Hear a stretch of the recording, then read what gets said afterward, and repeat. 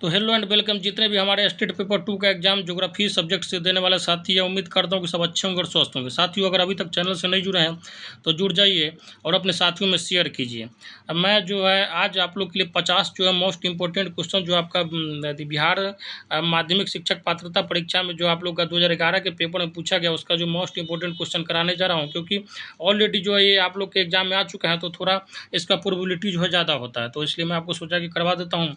Very very important question. और आज जो आप लोग का एक वीडियो बचा हुआ है 11th क्लास के ज्योग्राफी का, बहुत जल्दी मैं उसको प्रोवाइड कर दूंगा, आप घबराइए नहीं। जितना करा दिएगा उसको जो है आप रट लीजिएगा, तो उसी से जो है आपका समझिए कि पास कर जाएगी, इससे तो आप टॉप करने के कगार पे आ जाइएगा। बस आपको क्या करना, अच्छे से पढ़ लेना है, जो थोड़ा लूसेंट वगैरह देख लीजिएगा, डाटा वगैरह जो ग्रह उरा के बारे में, किसके पास उपग्रह नहीं है, क्या दिशा उषा सब थोड़ा बहुत देख लीजिए, उपग्रह किसके पास है किसके पास नहीं है, किसका जो दिशा उल्टा है, ये सब जो मैं बताया था मोटा मोटी देख लीजिएगा। तो चलिए स्टार्ट करते हैं बिना टाइम को बर्बाद किए हुए। पहला क्वेश्चन जो है आपका ज्योग्राफी का जो है 51 नंबर है, क्योंकि ये 50 तक जो है आपका ज्योग्राफी का था। तो पहला क्वेश्चन कह रहा है कि हिस्ट्री का था, कह रहा है कि पहला क्वेश्चन है भारत से जो है लौह अयस्क का आयात जो है निम्नलिखित में से कौन देश जो है सर्वाधिक करता है। तो ये हो जाएगा आपका, क्या हो जाएगा बताइए साथी, हो जाएगा आपका जापान। ठीक है, ऑप्शन नंबर बी। नेक्स्ट कह रहा है कि बिहार में जो है हिमालय की शिवालिक श्रेणी के हिस्से कहे जाते हैं, क्या कहे जाते हैं। तो ये हो जाएगा आपका ऑप्शन नंबर सी। ठीक है, सोमेश्वर की पहाड़ियाँ। नेक्स्ट क्वेश्चन कह रहा है कि तट रेखा से कितने जो है एनएम क्षेत्र सीमा अपवर्जक आर्थिक क्षेत्र कहलाते हैं। तो ये हो जाएगा आपका option number B 200 nm. Next question कह रहा है कि समुद्री क्षेत्र में राजनीतिक सीमा के कितने किलोमीटर क्षेत्र तक राष्ट्रीय संपदा निहित है। एकदम आपका डिट्टो जो है बिहार स्टेट टेक्स्ट बुक से उठाया क्वेश्चन सब है। ठीक है, ये हो जाएगा, क्या होगा बताइए साथी। कह रहा है कि समुद्री क्षेत्र में राजनीतिक सीमा के कितने किलोमीटर क्षेत्र तक राष्ट्रीय संपदा निहित है। तो ये हो जाएगा आपका ऑप्शन नंबर सी हो जाएगा 12.2 किलोमीटर। आगे कह रहा है कि भारत सरकार जो है ना, भारत सरकार ने जो है कब राष्ट्रीय पेयजल मिशन चालू किया। तो इसका आंसर जो हो जाएगा आपका ऑप्शन नंबर डी 1986 में। नेक्स्ट क्वेश्चन कह रहा है कि सोपानी कृषि का मतलब होता है सीडी टाइप का। तो ये आपको पता ही होगा, सोपानी जैसे ही दिख जाए सीडी टाइप का कृषि कहाँ पे होता है, तो आपको पहाड़ी एरिया में होगा। तो ये चारों स्टेट में आपको ऐसे ही दिख रहा है। पहाड़ी एरिया कौन सा है, तो उत्तराखंड है। आगे कह रहा है कि भारत का जो है प्रथम तेल शोधक कारखाना कहाँ स्थित है, एकदम रट लीजिएगा, असम के डिगबोई में है। ठीक है, 57 का सी हो जाएगा। आगे कह रहा है कि भारत का जो भारत में सबसे पहले जो स्थापित लौह इस्पात कंपनी निम्नलिखित में से कौन है। तो ये हो जाएगा आपका ऑप्शन नंबर ए भारतीय लौह और इस्पात कंपनी, इसको जो है इसको बोला जाता है। नेक्स्ट क्वेश्चन कह रहा है कि भोपाल त्रासदी में किस गैस का रिसाव हुआ था, बहुत पूछा जाता है, ध्यान रखिएगा, मिथाइल आइसोसाइनाइड। ठीक है, और 1984 में ये कांड हुआ था। आगे कह रहा है कि निम्न में से कौन सा जो है नदी भ्रंश घाटी से होकर बहती है। तो ये हो जाएगा आपका ऑप्शन नंबर सी ताप्ती नदी। और ताप्ती नदी जो है आपको ध्यान रखना है, नर्मदा और ताप्ती नदी जो पश्चिम की ओर बहने वाली नदी है। आगे कह रहा है कि जाड़े में जो है तमिलनाडु के तटीय भागों में वर्षा का क्या कारण है। तो एकदम दिमाग में बैठा लीजिएगा कौन सा कारण है। तो ये हो जाएगा आपका जो है उत्तर पूर्वी मानसून हो जाएगा। नेक्स्ट क्वेश्चन कह रहा है कि मई महीने में पश्चिम बंगाल में मई महीने में पश्चिम बंगाल में चलने वाली धूल से भरी आंधी को क्या कहते हैं, बहुत पूछा जाता है, ध्यान रखिएगा, काल वैसाखी। ठीक है, ऑप्शन नंबर बी हो जाएगा। ठीक है, क्या बोलते हैं, तो काल वैसाखी बोलते हैं। आगे कह रहा है कि भारत में जो है, इसका आंसर हालांकि इसमें गलत दिया गया, थोड़ा आप उस पर ध्यान दीजिएगा। ठीक है, आगे कह रहा है कि भारत में जो है वन्य जीव संरक्षण अधिनियम कब लागू हुआ था। तो ये हो जाएगा आपका ऑप्शन नंबर डी 1972 में। नेक्स्ट क्वेश्चन कह रहा है कि भरतपुर जो है पक्षी बिहार किस राज्य में अवस्थित है। तो इसका आंसर जो हो जाएगा आपका ऑप्शन नंबर क्या होगा बताइए, सी हो जाएगा, राजस्थान में। नेक्स्ट कह रहा है कि निम्नलिखित में से दक्षिण भारत में अवस्थित कौन दर्रा है। तो दक्षिण भारत में कौन सा दर्रा है बताइए। तो ये हो जाएगा, क्या होगा आपका ऑप्शन नंबर क्या होगा बताइए साथी, ये हो जाएगा आपका डी पालघाट। ठीक है, ये जो शिवकिला दर्रा जो है आपका क्या है, तो नाथुला दर्रा आपका जो हो जाएगा सिक्किम में हो जाएगा। ठीक है, नाथुला और जलेपला दर्रा जो है कहाँ पे आपका, तो सिक्किम में है। ठीक है, बोमडिला दर्रा जो है आपका अरुणाचल प्रदेश में है। और शिवकिला दर्रा आपका कहाँ है, तो ये हो जाएगा आपका जो है हिमाचल प्रदेश में आता है। आगे कह रहा है कि भारत के जो उत्तर पूर्वी राज्यों में किसान समय समय पर कृषि कार्य हेतु स्थान परिवर्तन करते रहते हैं, जिन्हें क्या कहते हैं। तो इसको जो है झूम कृषि कहते हैं। क्या कहते हैं, झूम कृषि कहते हैं, ध्यान रखिएगा। नेक्स्ट कह रहा है कि ग्लोबल वार्मिंग से कालांतर में निम्न में से कौन सी स्थितियाँ उत्पन्न हो सकती हैं। तो ये हो जाएगा आपका ऑप्शन नंबर डी, इनमें से सभी हो जाएगा। समुद्र के जल स्तर में वृद्धि हो जाएगा, और उसके बाद क्या होगा, हिम नदियों के अस्तित्व पर संकट हो जाएगा। ठीक है, मतलब जो जिस नदी में बर्फ़ वगैरह रहता है वो पिघल जाएगा, तो क्या होगा, बहुत ज़्यादा बाढ़ वगैरह का सिचुएशन, नदी में बाढ़ की स्थिति भी आ सकती है। आगे कह रहा है कि पक्की जो है सड़कों की लंबाई की दृष्टि से भारत में जो प्रथम स्थान पर कौन सा राज्य है। तो इसका आंसर जो हो जाएगा आपका ऑप्शन नंबर ए, महाराष्ट्र होगा। आगे कह रहा है कि किस वर्ष जो है इंडियन एयरलाइंस को इंडियन नाम दिया गया। तो ये हो जाएगा क्या होगा आपका ऑप्शन नंबर सी हो जाएगा, 2005 में। नेक्स्ट क्वेश्चन कह रहा है कि भारत को जो है कुल कितने डाक क्षेत्रों में बांटा गया है। तो ये हो जाएगा आपका ऑप्शन नंबर बी हो जाएगा, 8 क्षेत्र में। एकदम डिटो याद रखिएगा ये सब डाटा। आगे कह रहा है कि महासागर के सबसे कम गहरे हिस्से को क्या कहते हैं। तो ये हो जाएगा आपका ऑप्शन नंबर सी, महासागर, ये गर्त कहते हैं। आगे कह रहा है कि भारत में जो है मानसून आगमन के लिए निम्नलिखित में से कौन सी स्थिति जो है जिम्मेवार है। तो ये हो जाएगा आपका ऑप्शन नंबर बी, वायु का निम्न दाब होना। ठीक है, लो प्रेशर होना। आगे कह रहा है कि वृष्टि छाया प्रदेश से क्या तात्पर्य है। तो इसका आंसर हो जाएगा आपका ऑप्शन नंबर ए, पर्वत के विमुख प्रदेश। नेक्स्ट क्वेश्चन कह रहा है कि निम्नलिखित में जो है कौन हाथियों के लिए प्रसिद्ध अभ्यारण्य है। तो हाथी के लिए कौन प्रसिद्ध है बताइए। यही हो जाएगा आपका option number C, Bandipur.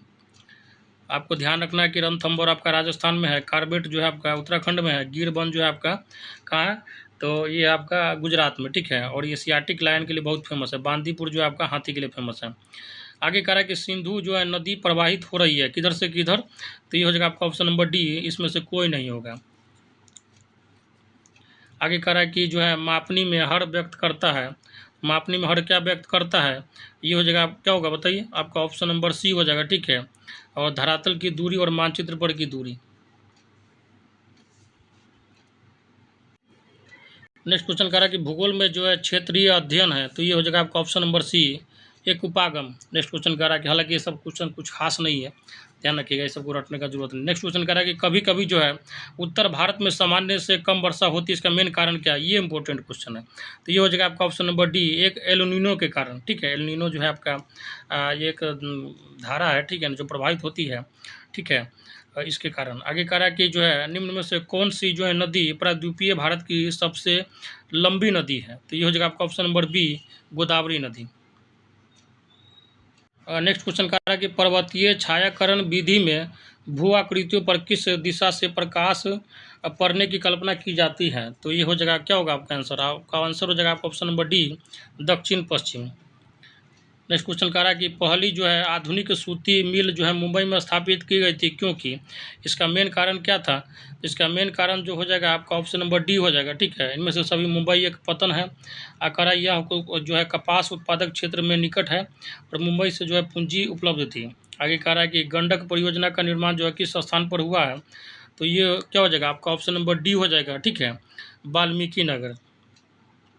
Next कह रहा है कि निम्न में से कौन सा जिला जो है गन्ना उत्पादन में अग्रणी है। तो इसका आंसर क्या हो जाएगा आपका ऑप्शन नंबर ए, पश्चिमी चंपारण। पश्चिमी चंपारण में आपका वाल्मीकि वन्य जीव अभ्यारण्य, इसको ध्यान रखिएगा, बहुत इंपॉर्टेंट है, पूछा जाता है। आगे कह रहा है कि बिहार राज्य की कितनी प्रतिशत जनसंख्या जो है कृषि कार्य में लगी हुई है। तो ये हो जाएगा आपका ऑप्शन नंबर सी, लगभग 85% कह सकते हैं, सब कह सकते हैं, जो है सब करता है, थोड़ा बहुत 10% को छोड़ के। आगे कह रहा है कि कोयला जो है किस प्रकार का संसाधन है। तो कोयला जो है आपका अनवीकरणीय है। कोयला क्या है, तो अनवीकरणीय है, एक बार जो बर्बाद हो गया तो ये फिर से बनेगा नहीं। आगे कह रहा है कि सौर ऊर्जा निम्न में से कौन सा संसाधन है। तो सौर ऊर्जा जो है आपका कौन सा संसाधन होगा बताइए। तो इसको जो है तो कह रहा है कि सौर ऊर्जा जो निम्न में से कौन सा संसाधन होगा। तो देखिए इसका सबसे बेस्ट जो आंसर होता है आपका नवीकरणीय ऊर्जा होता है। नवीकरणीय का मतलब होता है जिस ऊर्जा को पुनः बनाया जा सके। ठीक है, हालांकि इसमें बी ऑप्शन दिया गया पुनः पूर्ति होगी, तो उसको आप मान लीजिएगा वही जो है बेस्ट अप्रोप्रिएट आंसर होगा। हालांकि आपके PDF में जो है इसका भी आंसर गलत दिया गया है। नेक्स्ट क्वेश्चन कह रहा है कि महाद्वीपों की एक साथ जुड़ी अवस्था को क्या कहा गया है। तो ये हो जाएगा आपका ऑप्शन नंबर बी, पैंजिया कहा गया है। नेक्स्ट क्वेश्चन कह रहा है कि भारत में जो है सर्वाधिक जनसंख्या घनत्व वाला राज्य कौन सा है। तो ये हो जाएगा आपका ऑप्शन नंबर बी, पश्चिम बंगाल। तो ये हो जाएगा आपका पश्चिम बंगाल। ठीक है, आगे कह रहा है कि भारत की जनसंख्या में प्रति मिनट कितने व्यक्तियों की वृद्धि हो रही है। भारत की जनसंख्या में ध्यान रखिएगा, ये हो जाएगा आपका ऑप्शन नंबर सी, 29 व्यक्तियों की। हालांकि इसका करेंट डाटा देख लीजिएगा, ये सब कुछ मतलब करंट डाटा पे बेस्ड होता है क्वेश्चन। आगे कह रहा है कि नेपाल की सीमा जो है भारत के किस राज्य से मिलती है? तो नेपाल की सीमा जो है आपका सिक्किम से मिलता है। ठीक है, नेक्स्ट कह रहा है कि भारत से श्रीलंका को अलग करता है कौन सा जल संधि अलग करता है? तो ये हो जाएगा आपका, क्या होगा बताइए? अब पाक जल संधि हो जाएगा। आगे कह रहा है कि भारत की जो है अक्षांशीय विस्तार क्या है?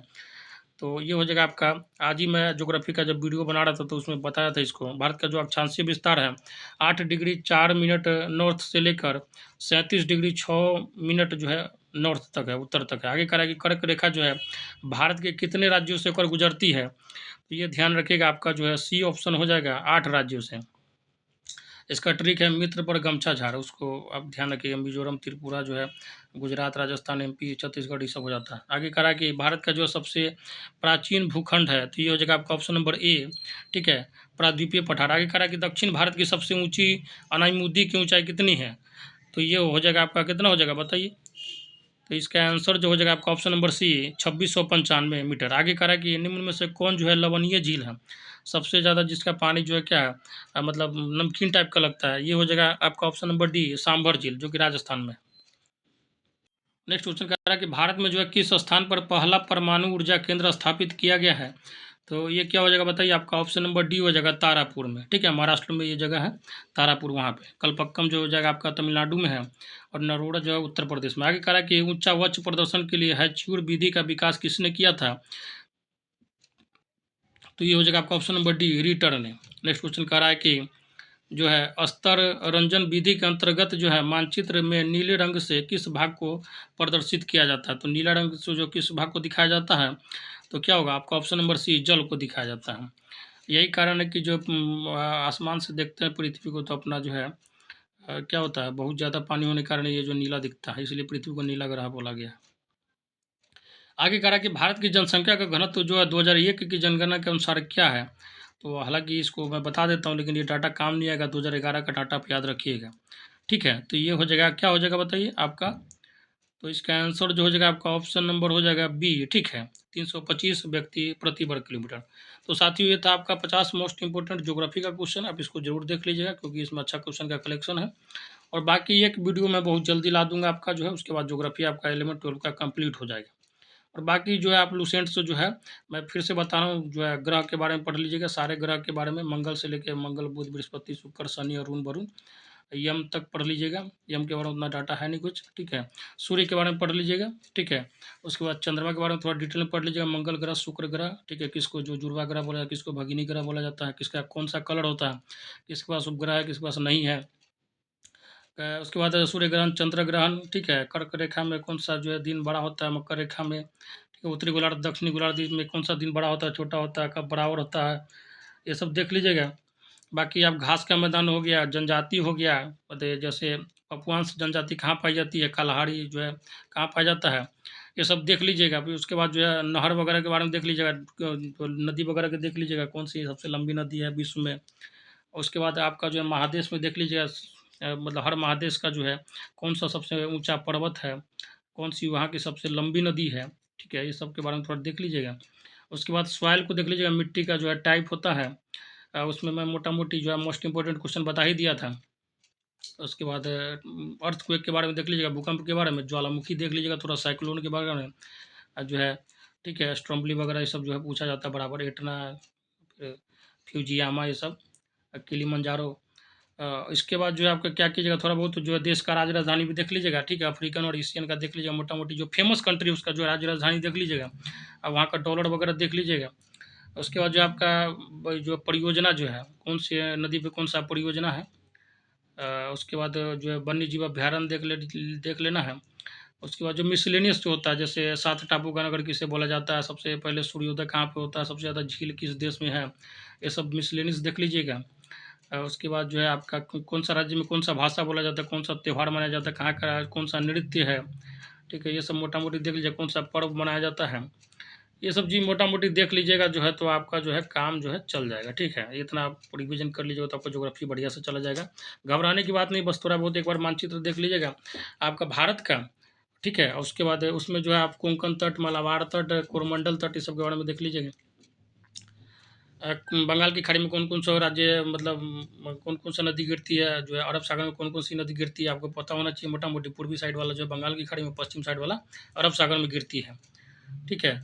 अब बिहार का भी थोड़ा बहुत मानचित्र देख लीजिएगा, कौन सा राज्य जो नेपाल से बॉर्डर लगाती है, कौन सा राज्य का उत्तर प्रदेश से, झारखंड से। हालाँकि मैं एक वीडियो डाला हूँ बिहार के मानचित्र पर, उसको जाके देख सकते हो, उसमें डिटेल में आपको पता चल जाएगा। चलिए साथी, तो ये था आपका ज्योग्राफी का 50 मोस्ट इम्पोर्टेंट क्वेश्चन। बहुत जल्दी मिलते हैं उस वीडियो को लेकर, तो तब तक के लिए लेते हैं विदा। जय हिंद, जय भारत।